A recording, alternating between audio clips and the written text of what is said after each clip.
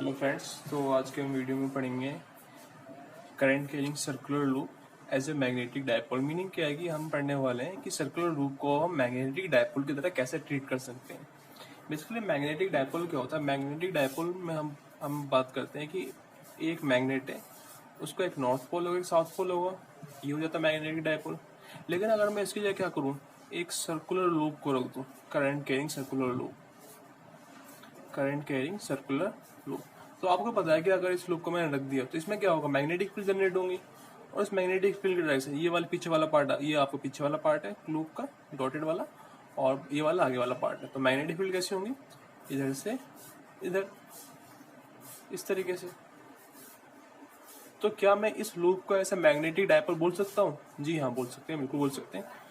अगर हम बोलेंगे तो इसका जो लेफ्ट वाला पार्ट होगा, ये वाला पार्ट, लेफ्ट वाला पार्ट का मीनिंग क्या है, ये, क्योंकि इस पार्ट में मैग्नेटिक फील्ड बाहर निकल रही है तो हम इसको बोलेंगे, इस साइड को बोलेंगे नॉर्थ साइड, और इस वाले पार्ट में मैग्नेटिक फील्ड अंदर आ रही है तो हम क्या बोलेंगे, साउथ। तो हम किसी भी करंट कैरिंग लूप को ऐसे मैग्नेटिक डायपोल बोल सकते हैं। ये तो हुआ प्रॉपर्टी के यहाँ पे, क्या हमें दिख रहा है कि मैग्नेटिक फील्ड अंदर आ रही है बाहर जा रही है, तो उसके यहाँ पे मैंने बोला कि कौन सा नॉर्थ पोल है, कौन सा साउथ पोल है। अब हम इसको मैथमेटिकली करेंगे। मैथमेटिकल कैसे करेंगे उसको? मैथमेटिकल करने के लिए अगर आपको याद हो तो हम पहले पढ़ चुके हैं। क्या पढ़ चुके हैं ये आप रिवाइज कर सकते हैं अगर आप भूल चुके हो तो। क्या? Magnetic field due to current carrying circular loop. तो उसमें क्या होता है कि एक सर्कुलर लूप होता था, और इस सर्कुलर लूप में क्या होता है, करंट फ्लो होता है। ये आपकी एक्स एक्सिस, ये वाई, ये जेड, तो हम कैसे लेके चलते थे, इसको हम एक्स मान ले देते हैं, इसको वाई, इसको जेड। और यहाँ पे क्या है कि वाई जेड प्लेन में हमारा एक, वाई जेड प्लेन में हमारा क्या है, एक लूप है। तो उसकी वजह से मैग्नेटिक फील्ड जनरेट होती थी कहाँ पे, इस पॉइंट पर, जो कि क्या है, एक्स डिस्टेंस अवे है, ये पूरी आपकी एक्स एक्सिस है, और यहाँ से ये आर पे। तो मैग्नेटिक फील्ड जनरेट होती थी जो कि क्या होती थी, इस डीएल वेक्टर और आर वेक्टर के परपेंडिकुलर, वो होता था आपका ये डीबी, और डीबी का एक होता था आपका ये परपेंडिकुलर कंपोनेंट जो कि एक्स एक्सिस के परपेंडिकुलर है, और एक होता था डीबी का आपका, अगर थीटा है तो डीबी का आपका डीबी एक्स। ये हम पहले पढ़ चुके हैं, आप पुराने लेक्चर्स को रिवाइज कर सकते हो। ठीक है, ये बात हमें समझ में आती थी सारी की सारी यहाँ पे। और जब इसको इंटीग्रेट करते थे इस डीवी एक्स को, क्योंकि क्या होगा, इधर वाले पार्ट के कारण नीचे वाले पार्ट के कारण क्या होगा, सेम होगा, तो बड़ी कंपोनेंट तो कैंसिल आउट हो जाता था, बचता क्या, सिर्फ हॉरिजॉन्टल कंपोनेंट। तो जब हम इसको इंटीग्रेट करते हैं तो हमारा बी निकल के आता है, नेट बी। वो क्या होता है, वो होता है हमारा mu naught I R square. R क्या, ये रेडियस है, इस सर्कुलर लूप का रेडियस क्या है आपका, आर है, upon 2x square plus R square. ठीक है, टू द पावर 3/2। ये क्या होती है हमारी magnetic field due to circular loop. और इसकी डायरेक्शन क्या होती थी, इसकी डायरेक्शन के लिए आप क्या करोगे, जो ये एक्स एक्सिस है ये इसकी डायरेक्शन होती है। ठीक है, तो अब हमें क्या करना है, अब हमें इससे क्या बतानी है। सबसे पहले आप देखो, अगर आपको याद हो जब आप इलेक्ट्रोस्टैटिक वाले चैप्टर में पढ़ रहे थे तो हमें पता है कि इलेक्ट्रिसिटी वाले चैप्टर में इलेक्ट्रिक फील्ड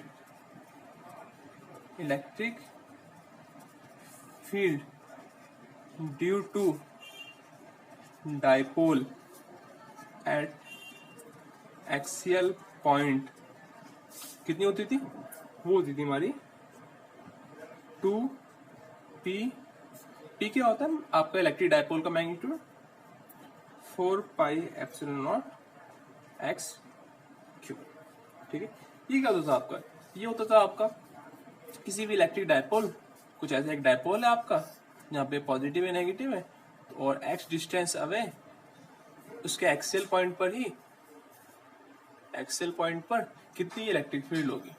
ठीक है, तो ये किसके लिए, ये आपका इलेक्ट्रिक फील्ड के लिए। और हम बात क्या कर रहे हैं, हम बात कर रहे हैं मैग्नेटिक फील्ड के लिए। तो आप सोच लोगे कि मैं आपको इलेक्ट्रिक फील्ड का रिवीजन क्यों करा रहा हूँ यहाँ पे। तो इलेक्ट्रिक फील्ड का रिवीजन हम इसलिए करा रहे हैं क्योंकि हम देखेंगे जब हम मैग्नेटिक फील्ड से इस सर्कुलर करंट के सर्कुलर लूप से कहाँ पे मैग्नेटिक फील्ड निकालेंगे, एक्सियल पर ही। देखो इलेक्ट्रिक फील्ड की मैग्नेटिक फील्ड कहाँ पर, एक्सियल पर है, तो हम क्या करेंगे सर्कुलर लूप के कारण मैग्नेटिक फील्ड कहाँ पे निकालेंगे, उसके एक्सियल पॉइंट पे निकालेंगे यहाँ पे। क्लियर? और फिर इन दोनों को कंपेयर करेंगे। तो जैसे कि यहाँ पे ये एक मैग्नेटिक, ये इलेक्ट्रिक मूवमेंट है, इलेक्ट्रिक डायपोल मूवमेंट, तो यहाँ पे आपको मैग्नेटिक डायपोल मूवमेंट भी मिल जाएगा जब आप कंपेयर करोगे। वो देखते हैं धीरे धीरे, जब हम आगे बढ़ेंगे तब वो समझ में आएगा मैं क्या बोलना चाह रहा हूँ। तो देखो यहाँ पे सबसे पहली बात आपको याद रखनी है कि जब आपने इसका एक्सेल का डेरिवेशन करा था इलेक्ट्रिक फील्ड वाले केस में, तो हमने एज्यूम करा था कि अगर ये हमारा डिस्टेंस है 2a, डायपोल के बीच का डिस्टेंस, तो जो x होता है वो ग्रेटर देन a होता है। ये हमने एज्यूम करा था। मीनिंग क्या है, जो पॉइंट है जहां पे हम एक्सेल पे इलेक्ट्रिक फील्ड निकालते हैं वो बहुत दूर है इलेक्ट्रिक फील्ड वाले केस में। तो हम क्या करेंगे, हम करेंगे भाई कि जो मैग्नेटिक फील्ड वाला केस है, मैग्नेटिक फील्ड क्या है, किसी कारण जनरेट हो रही है, सर्कुलर लूप के कारण। तो इस सर्कुलर लूप के कारण जो मैग्नेटिक फील्ड हो रही है ये उसका एक्सियल है, एक्सियल लाइन, ये उसकी क्या है, एक्सिस है। तो इस एक्सिस पर पास में नहीं बात कर रहा, मैं बात कर रहा हूँ दूर में, बहुत दूर। बहुत दूर कैसे, if x is greater than r, आपको ये कंडीशन याद रखनी है। जैसे कि हमने देखा था इलेक्ट्रिक फील्ड वाले केस में x क्या होता है, ग्रेटर देन a होता है, वैसे यहाँ पे हम क्या लेके चल रहे हैं, x क्या है, ग्रेटर देन r है। तो जब हम ये लेके चलेंगे तो हमारा जो मैग्नेटिक फील्ड का फॉर्मूला है, और वो क्या होता था, म्यू नॉट, लिखा हुआ है देखो आप यहाँ पे, I r square upon 2x² plus r square की पावर 3/2। ठीक है, अब जैसे ही मैं यहाँ पे ये वाली कंडीशन इसमें पुट करूंगा, क्या पुट करेंगे भाई कि भाई x ग्रेटर देन r, तो यहाँ पे देखो आप x² और r² दोनों एडिशन में अगर x ग्रेटर देन r है तो x² भी क्या होगा, ग्रेटर देन r² होगा। मीनिंग क्योंकि एक बहुत बड़े नंबर में जब मैं एक छोटा सा नंबर ऐड करूंगा तो क्या मिलेगा मुझे मिलेगा x² plus r² is nearly equal to x²। ये आपकी क्या है, कंडीशन है। If x is greater than r then x² plus r² भी x² के बराबर हो जाएगा, कोई फर्क नहीं पड़ेगा। ये कुछ ऐसा है कि सपोज करो मैं आपसे बोलता हूँ 10 x की वैल्यू है 10 और r की वैल्यू है आपकी 1, तो यहाँ पे हम क्या बोलते हैं कि x ग्रेटर देन r है। ठीक है, आपको दिख रहा है। अब मैं क्या बोलूं, क्या x² की वैल्यू क्या होगी, अब 100 हो जाएगी, और r² की वैल्यू क्या रहेगी, 1 रहेगी। तो इस केस में x² प्लस r² कितना रहेगा, इक्वल टू 101। ठीक है, इक्वल टू क्या होगा, 101 रहेगा, और ये नियरली इक्वल टू किसके, 100 के। तो हम यहाँ पे क्या करते हैं, जब हम बहुत बड़े नंबर में एक बहुत छोटे नंबर को ऐड करते हैं तो नियरली वो किसके बराबर होता है, वो बहुत बड़े नंबर के बराबर ही हो जाता है। तो ये जो लिखा हुआ है आपका, इसको हम कैसे लिख सकते हैं, b is nearly equal to mu naught I r² upon में 2x² पावर 3/2। और जब इसको सॉल्व करोगे क्या आएगा, सॉल्व करके mu naught I r² upon में 2x क्यूब। x क्यूब क्यों बोल रहा हूं मैं, क्योंकि यहाँ पे स्क्वायर से स्क्वायर क्या बचा, क्या क्यूब। तो ये क्या है मेरा मैग्नेटिक फील्ड, क्या magnetic field due to current carrying circular loop at axial point पर। जैसे कि इलेक्ट्रिक फील्ड वाला करा था हमने, वैसे यहाँ पे क्या है, ये magnetic field at axial point. अब जो आपको देखना है, आपको क्या करना है, आपको यहाँ पे साफ साफ दिख रहा है कि आपके पास फॉर्मूला आ चुका है ये। ठीक है, हमारे पास ये फॉर्मूला आ चुका है। अब हम क्या करेंगे, अब हम इसको क्या करेंगे, इसको इस वाले फॉर्मूले को कन्वर्ट करेंगे कुछ इस तरीके से। तो देखो, एक तरफ मैं लिखूंगा मैग्नेटिक फील्ड वाला, एक तरफ लिखूंगा मैं क्या, इलेक्ट्रिक फील्ड वाला। ये मैग्नेटिक फील्ड और ये इलेक्ट्रिक फील्ड। तो मैग्नेटिक फील्ड का एक्सेल सॉरी इलेक्ट्रिक फील्ड का एक्सेल पॉइंट क्या फॉर्मूला होता है 2p अपॉन में 4 pi epsilon not x Q. और मैग्नेटिक फील्ड का हमारा निकल क्या है, मैग्नेटिक फील्ड का निकल क्या है हमारा mu naught I R square upon में 2x क्यू। ठीक है, ये हमारा निकल का है। तो क्या ये दोनों चीज आपस में एक दूसरे से कुछ रिलेट कर रही है, कुछ रिलेशन है इनमें, ये नहीं है। तो हम वही देखना है। अब जरा देखो आप, जब हम एनालॉगी की बात करते हैं, एनालॉगी का मीनिंग क्या है कि अगर आपको इलेक्ट्रिक फील्ड का फॉर्मूला याद है तो आपको मैग्नेटिक फील्ड का फॉर्मूला याद करने की कोई जरूरत नहीं है। वो कैसे करते थे हम भी, 2 कांस्टेंट, 4 कांस्टेंट, पाई कांस्टेंट, ठीक, कोई दिक्कत नहीं है। बचा क्या, पी क्या होता है आपका magnetic dipole movement, electric dipole movement. तो इसको आप चेंज कर दो किससे, एम से। एम क्या होता है, मैग्नेटिक डायपोल मूवमेंट। एम क्या होगा आपका, मैग्नेटिक डायपोल मूवमेंट। ठीक है, you can say magnetic movement. और जो एप्सिलॉन नॉट है उसको आप चेंज कर दो 1 अपॉन म्यू नॉट से, या फिर मैं आपको बोलूं तो 1 अपॉन एप्सिलॉन नॉट को चेंज कर दो आप म्यू नॉट से। जैसे ही आपने इलेक्ट्रिक फील्ड वाले फॉर्मूले में ये सारे चेंजेस करे तो आपको क्या मिल जाता है, आपको मैग्नेटिक फील्ड का फॉर्मूला। तो जरा देखो, अगर सपोज करो कि मुझे नहीं पता था कि electric current carrying circular loop के कारण मैग्नेटिक फील्ड क्या होगी एक्सियल पर, मुझे सिर्फ ये फॉर्मूला पता है। तो इस फॉर्मूले के अकॉर्डिंग मैं गैस कर सकता हूं कि मैग्नेटिक फील्ड में क्या फॉर्मूला जनरेट होगा, कहां पे, एट एक्सी। तो 2 कांस्टेंट है भाई, पी की जगह पे क्या लिखेंगे, म्यू लिखेंगे, सॉरी पी की जगह लिखेंगे एम लिखेंगे, magnetic moment upon 4 pi, clear. Epsilon not नीचे, तो 1 अपॉन एप्सिलॉन नॉट क्या होता है, म्यू नॉट होता है। तो ये है म्यू नॉट एक्स क्यू। ठीक है, तो फॉर्मूला क्या बनता है, फॉर्मूला बनता है इसके अकॉर्डिंग कि भाई हमारा फॉर्मूला क्या होना चाहिए, फॉर्मूला होना चाहिए म्यू नॉट 2m अपॉन में 4 पाई एक्स क्यू। अब जरा देखते हैं क्या हमारा ये वाला फॉर्मूला इससे आ रहा है नहीं आ रहा है।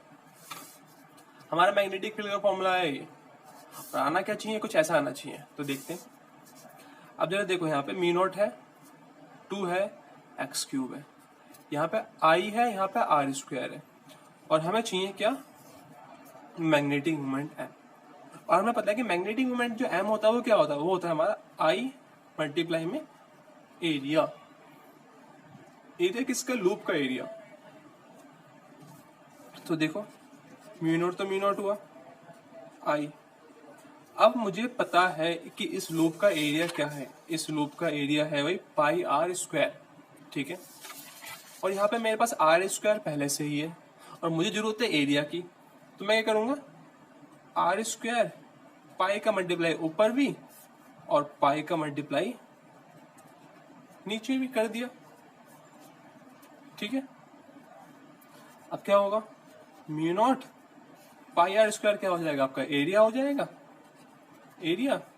ठीक है, जो आई ए अपॉन क्या होगा, 2 पाई एक्स क्यूब, क्लियर।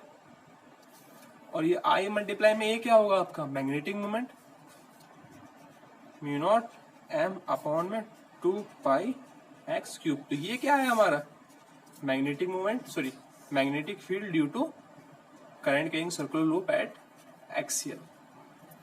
और यहां से हमें क्या गैस करा था, हमने क्या आना चाहिए, ये आना चाहिए।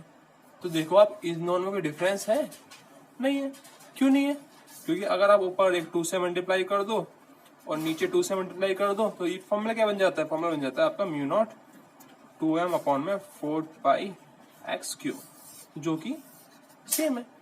क्लियर ये बात आपको। तो आपको कुछ नहीं करना, जब आपको मैग्नेटिक मूवमेंट मैग्नेटिक फील्ड पूछी गई हो डायपोल के कारण, तो आप क्या करोगे, सिंपल तरीका याद करने का कि आपको इलेक्ट्रिक फील्ड का फॉर्मूला याद है। तो जहां जहां पे ये सारी चीजें हैं उनकी जगह पे इससे चेंज कर दो और आपको मैग्नेटिक फील्ड का फॉर्मूला मिल जाएगा ड्यू टू डायपोल। वरना आप क्या कर सकते हो, वरना जैसे मैंने इस तरह से कराया आपको पूरा ड्राइव करके, ये कराया यहां से यहां तक और फिर ये कराया, आप ऐसे कर लो, आपकी चॉइस। लेकिन एग्जाम में आएगा तो आपको ऐसे करना है। अगर आपसे एनालॉजी, इसे बोलते हैं एनालॉजी, बाय एनालॉजी, ठीक है। तो अगर बाय एनालॉजी आपको ड्राइव करना है तो आप ऐसे करोगे, और प्योर वे में ड्राइव करना है तो जो मैंने ये दिखाया आपको यहां से यहां तक, इस तरह से करोगे। एनालॉजी में ड्राइव करने के लिए आए तो आपको 1 नंबर का आएगा, 1 या 2 मार्क्स का, और इस तरह से ड्राइव करने के लिए तो आपका आएगा 3 मार्क्स में या 4 मार्क्स में, ठीक है। Thank you very much. अगले पार्ट में हमारा क्या है कि हमें पता है कि electric field at equatorial point